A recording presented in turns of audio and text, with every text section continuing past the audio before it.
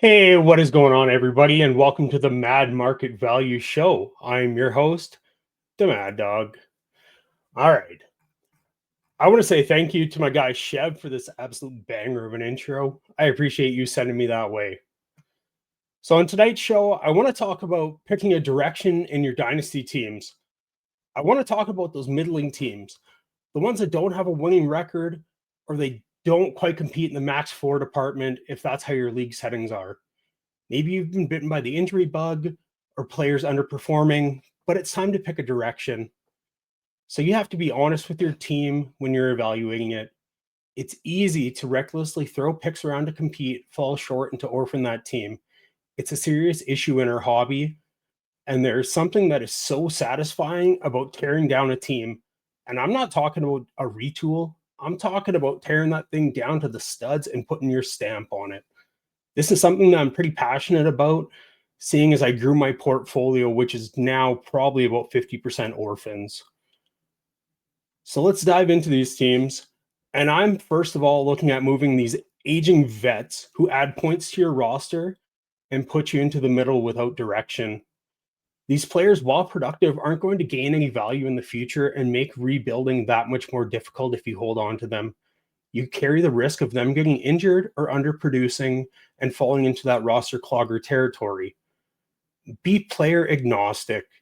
Yeah, we all got those favorite players, but if they're in a bucket of players or in a tier that you consider them the same, maybe a manager values that one player a little bit higher than the other. So make that trade. Try and get a plus. Try and do a pick swap. I'm not saying to sell on 50 cents on the dollar, but be realistic in your offer and understand that when you're selling these players and their points, you're gaining flexibility and more value to your own 26 picks. Target the managers who might have false hope and want to get in on the action and start buying some points. If they swing and miss, it's even more leverage for you when it comes draft season. In my experience of going into a rebuild, you rarely get fair values in bigger trades. So I'd rather just make multiple smaller deals and build a war chest of picks and assets that way. It's a grueling task, but you have to become a salesman. You got to slide into those DMs and build relationships with other owners in your leagues. Build some rapport with them, and a trade usually works out. And once your league sees that you're dealing, they're knocking on your doorstep to see if they can be next before you break that team down even further. A successful rebuild isn't going to happen if you're not fully committed. You have to grind. You have to get on waivers and churn those rosters and look under every rock, every nook and cranny to see what deals can be there and accomplish your goal of getting to the 101. Identify those core pieces that can be building blocks for your futures and tell people, hey, these are maybe some players that I want to keep moving forward. So now with all this said about moving aging vets and producing points, these are some of the players that I would be looking at moving. Christian McCaffrey, Saquon Barkley, Derrick Henry, Alvin Kamara, Keenan Allen, Jacoby Myers, Cortland Sutton, Deebo Samuel, and quarterbacks like Matt Stafford, Jared Goff, and Dak Prescott. These are all guys that I think we need to move before they fall off the cliff, or they're just going to continue to hurt your team, and you're going to either make the last spot in playoffs and you're going to get absolutely shelled in the first round, or you're just going to miss and you're not really going to have a goal and that flexibility that we want to have when we're committed to a rebuild. But talking about producing points, let's hear from the Podfather. I know you're sad draft season is over, but just because the NFL season starts doesn't mean the drafting stops, because Fast Draft has the Flex 6 Frenzy. You're drafting 6 guys for the Sunday slate against 9 other competitors. It's fast, it's furious, it's fun, and as with everything on Fast Draft, there are no salaries. Woo! So go to draftfaster.com, get the app, use your host promo code for a $50 deposit match. Now let's go start drafting faster.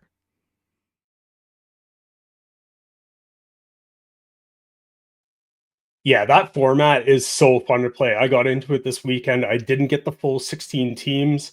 I only got my 11, but man, it was a blast. I tried to build out so I wasn't drafting the same player over and over. I wanted to try and get a little bit of a portfolio there, and it was just a great time. For a $50 deposit match, please use our promo code DGEN. That is DEGEN. Now let's get into talking about players that you can target when you're trying to pick a direction and get into that rebuild. So I want to be targeting injured players first of all. And right now we have somebody like Joe Burrow and Malik Neighbors. They're two elite fantasy assets for us. And usually they're on competing teams. So they're going to be looking for points. And now I went and got a few trades courtesy of Dynasty Daddy that are all on a 12-team super flex. And I got to say, some of these trades, guys are pulling full freight, but you never know what trades are going to get done. So don't feel like it's silly. Just go out and send anything. So firstly, we have Joe Burrow, Tyler Lockett, Tyquan Thornton, a 26 first, and a 26 fourth for Patrick Mahomes. If I can get Joe Burrow and a first for Patrick Mahomes from a team that needs to compete, that's what I'm doing. I'm going to get an elite asset that isn't going to put up points for me. I'm getting that 26 first to build up a war chest and be able to build a team in the future. More trades. Joe Burrow, Michael Wilson, and Benson for Darren Waller, Justin Fields, Nico Collins. Again, Fields is a quarterback that maybe he's putting up points. He hasn't looked that great already this season, but he doesn't have any stability. If he plays the rest of the season for the Jets and he doesn't look good, he might be done. So what are you going to have? It's basically Nico Collins for Joe Burrow and Trey Benson. That's a trade that I'm going to take. If Benson gets more run here and starts to look good, that is another player that you can just cascade that trade and turn into something else. Lastly, for Joe Burrow, I have Joe Burrow on a 26 second for Jackson Dart and Kyron Williams. And this doesn't even seem like a real trade to me. That's a no-brainer. That's a perfect example of going out and sending trades because you never know what people are going to expect. On to my Malik Neighbors trades. Again, this is just one that I had to laugh at when I saw it on Dynasty Daddy. I thought, there's no way it's got to be like a 1 QB start 8. It's got to be some form of collusion, but it was Malik Neighbors for Keon Coleman straight up. I don't know what that owner was thinking going and doing something like that, because even though Keon Coleman is on the Buffalo Bills, if you're not James Cook or Josh Allen, you're waiting for your name to be picked out of a hat to see if you're going to get a touchdown that week. So that is an absolute robbery. Next trade, Malik Neighbors for Khalil Shakir, 226 seconds and a third. Again, Malik Neighbors, that is an elite asset, and you're getting him for Shakir, who's in a tier of players that can score you anywhere from 6 points to 22. It's just a glob of player that you want to throw into your flex, and I'm not overly confident starting. Malik Neighbors for George Pickens and a first. George Pickens balled out. I'm still taking the elite asset in Malik Neighbors. We don't know where George Pickens is going to be if he gets a contract extension for the Dallas Cowboys. If you have another owner's 26th or 27th first, whatever it may be, and you can use it to package a player like George Pickens or one of those round 5-6 startup players and get into an elite asset, I'm doing that all the time. Other players that I'm going to look at targeting when I'm on a rebuild are players that are in ambiguous situations. RJ Harvey, Bichelle Tootin, Travis Hunter, Chris Olave, and QJ. QJ's been balling out. All the stats show that he is the primary wide receiver on that team.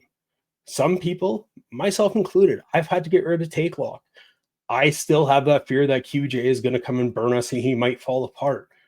But what I'm seeing on Twitter, what I'm seeing on other analytical sites, QJ is for real.